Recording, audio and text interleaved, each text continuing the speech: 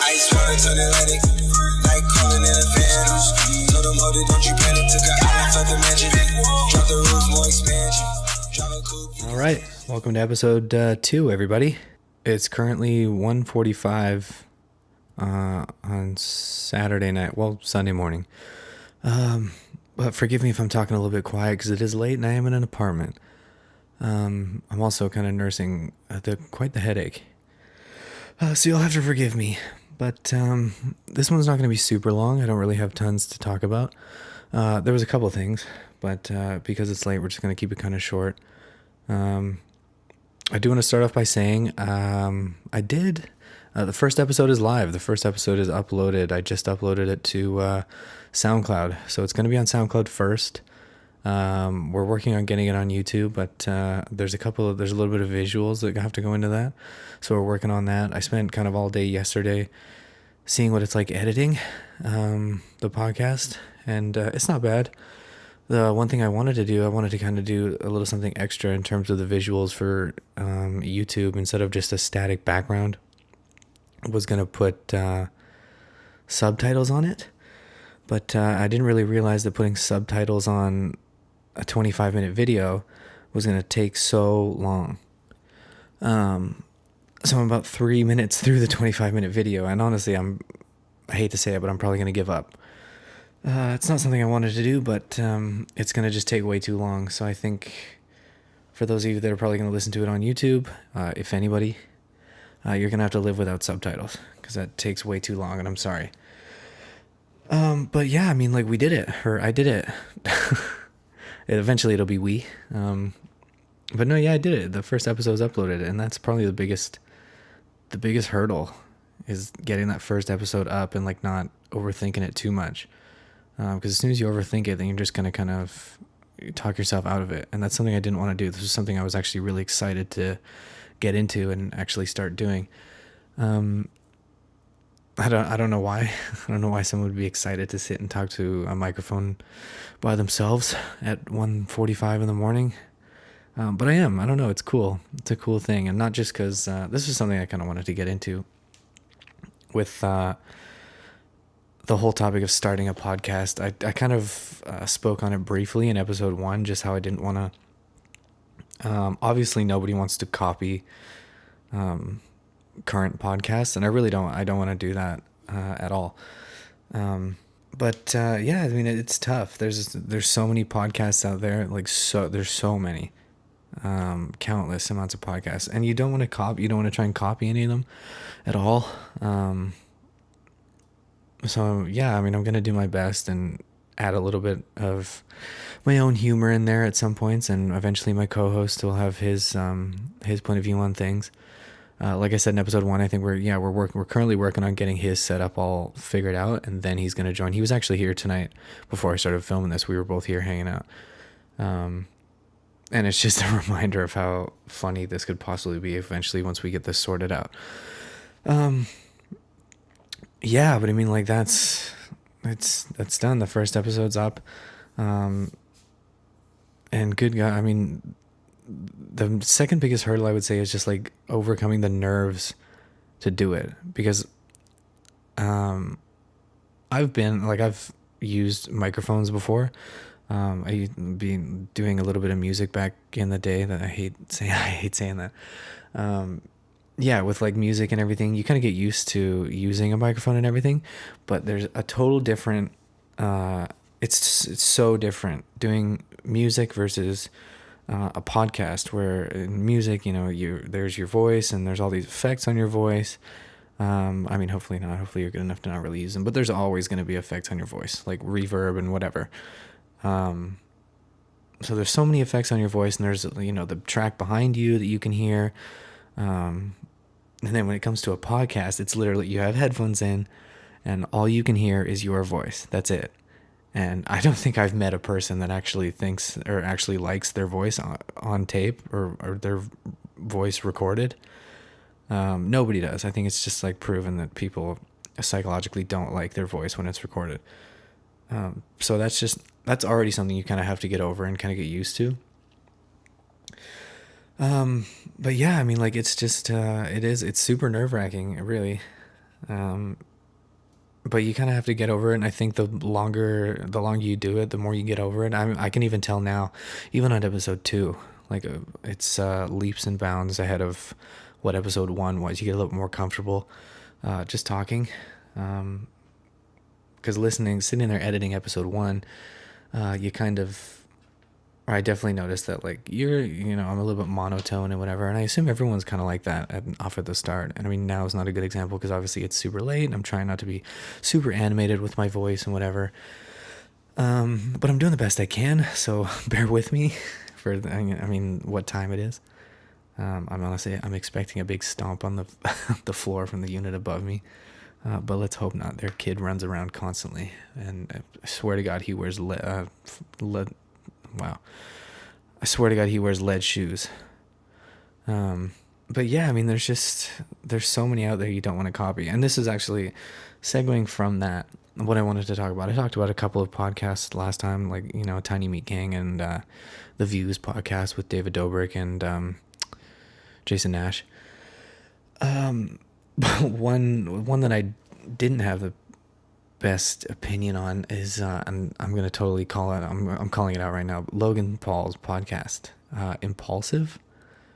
I just don't know how I feel about it.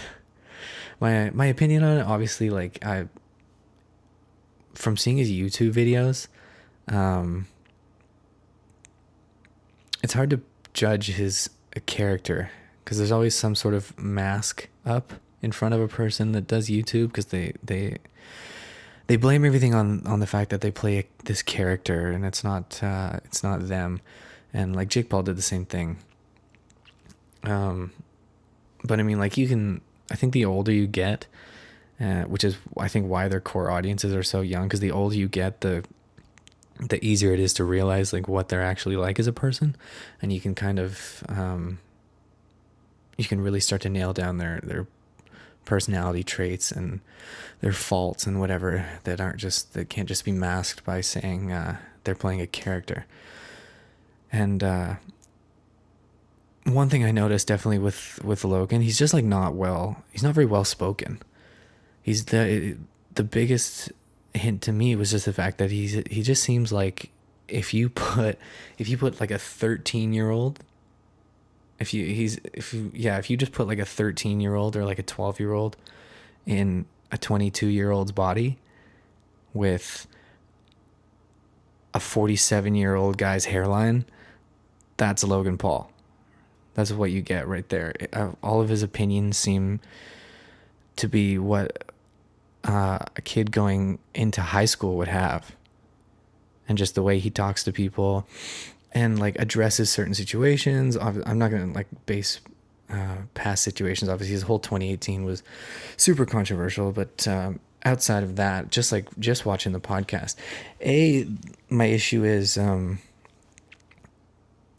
for anyone who wasn't aware, obviously his YouTube took away his monetization from his monetization from his account, his main channel, his vlog channel, his bread and butter.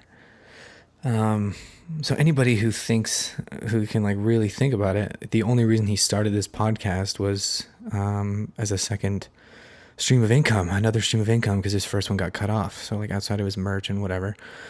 So yeah, and just the fact that he's taking this platform that he had such a large following on and just putting it into a second channel, and just using that and you can tell it's almost like he's not into it. He's just doing it because he has to, and the attitude he has towards it is just very much like, he started this podcast, and because he has all this money, he put all this money into it. And he built this really extravagant set for it, and he has his co-hosts, his roommates. But he just kind of automatically thinks he's the best podcaster, and it's kind of it's frustrating for people. I'm not going to say me, and this podcast, but I'm sure people that have definitely struggled with starting up a lot, because starting a podcast is not super easy. It's not like, the upfront costs are not super cheap. It's definitely like, a lot of people don't have the kind of money. So they buy, not the best equipment, but they buy what works.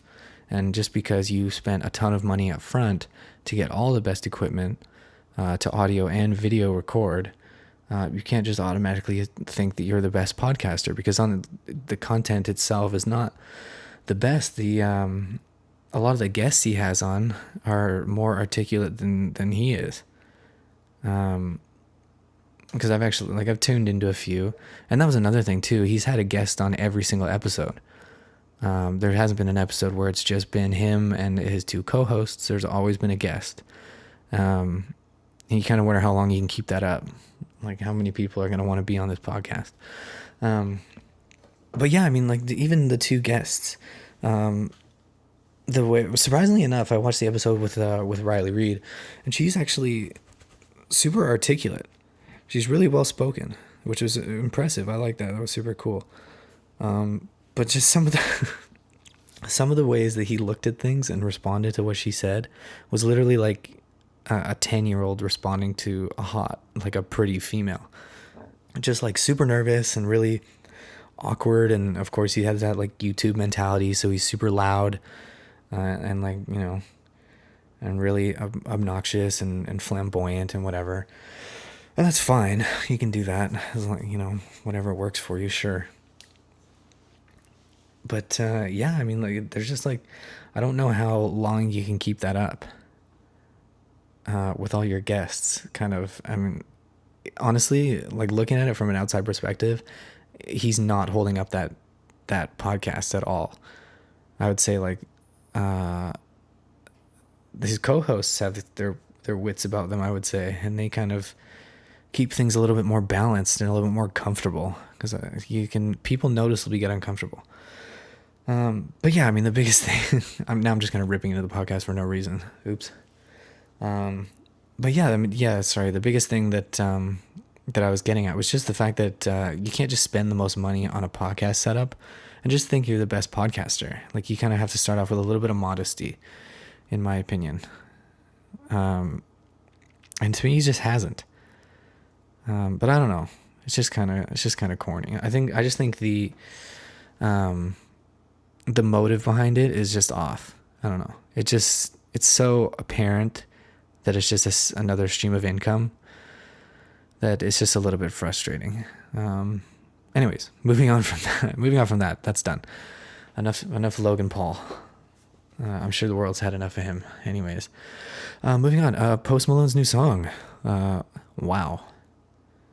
Not, well, wow, yeah, but no, his new song called Wow is Wow. It's pretty good. I like it. It's catchy. It's super catchy. And he's been doing really well.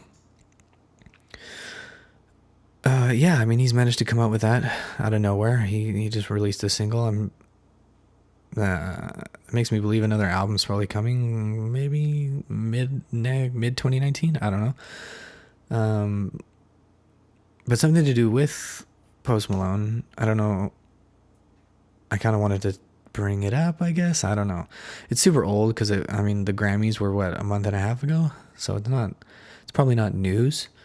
But I just thought it was super weird that he was, what did they say? That basically his album, Beer Bong and Bentleys, got disqualified from the hip-hop category in the Grammys and moved to the pop category. And I didn't really understand that. So I looked it up, and what they were saying was, what was it? I gotta stop doing that. Basically what they were saying is best rap album nominees must contain 51% or more of rap music, and the Grammys rap committee felt Beer Bongs and Bentleys leaned more towards the pop genre with its production, sound, and melodies, which I don't know how I felt about that. I wouldn't really call it pop, and I'm sure most people wouldn't either. And I know most people don't really agree with the Grammys as a whole anyways. A lot of such artists are boycotting it. I don't really have an opinion on it because I'd rather just not. I don't know. I haven't read tons about it. But when I saw that, because I feel like in my opinion, that kind of ridded him of I don't know, a proper Grammy nomination or even a possibly Grammy win. I don't know. But you know, moving on. That sucks. I'm sure next year he'll have an opportunity anyways. Looking at this, I mean, like, I don't. New Year's is coming up. New Year's is coming up. As of right now, it's in 2 days. This probably won't be uploaded till after New Year's. So hopefully everybody's had a good, safe New Year's, and all the best in 2019. Get going on those resolutions. But as for right now, the present day, I have zero plans as usual. Nothing's going on. I'm a master procrastinator when it comes to planning this stuff. Just because usually, I don't know, my my friend circle is pretty small, and we usually got work going on, so we just don't do anything, or we'll end up doing something last minute. I don't know, really. Stay tuned. maybe next episode 3, I'll have an interesting New Year's story, but I doubt it. Who knows? A little callback to 6ix9ine from episode 1. I wanted to kind of elaborate on his whole situation. They posted about the fact that him and his lawyer are trying to assemble a $1.5 million bail package, whatever that might be. Bail package being assembled by Tekashi and his lawyer includes $1.5 million offer to the judge for the hearing taking place next month. So they're trying to move it up to next month as opposed to September 2019, because obviously that's a long way away, and I'm assuming he wants to get work done. The only issue is they're afraid of him being a flight risk.